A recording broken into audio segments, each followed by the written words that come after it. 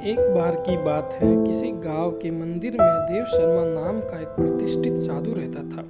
गांव के सभी लोग उसका सम्मान करते थे। उससे अपने भक्तों से दान में तरह तरह के वस्त्र, उपहार, खाद्य सामग्री और पैसे मिलते थे। उन वस्त्रों को बेचकर साधु ने काफी धन जमा कर लिया था। साधु कभी किसी पर विश्वास नहीं करता था और हमेशा अपने धन की सुरक्षा के लिए चिंतित रहता था। वह अपने धन को एक पोटली में रखता था और उसे हमेशा अपने साथ लेकर ही चलता था। उसी गांव में एक ठग रहता था। बहुत दिनों से उसकी नजर साधु के धन पर थी। ठग हमेशा साधु का पीछा किया करता था, लेकिन साधु उस गठरी को कभी अपने से अलग नहीं होने देता था।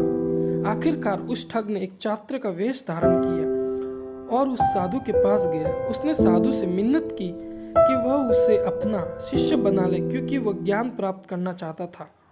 साधु तैयार हो गया और इस तरह से वह ठग साधु के साथ ही मंदिर में रहने लगा।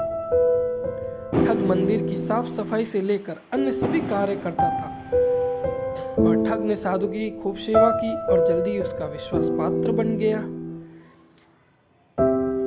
एक दिन साधु को पास के गांव से एक अनुष्ठान के लिए आमंत्रित किया गया। साधु ने वह आमंत्रण स्वीकार किया और निश्चित दिन साधु अपने शिष्य के साथ अनुष्ठान में भाग लेने के लिए निकल पड़ा। रास्ते में एक नदी पड़ी और साधु ने स्नान करने की इच्छा व्यक्त की।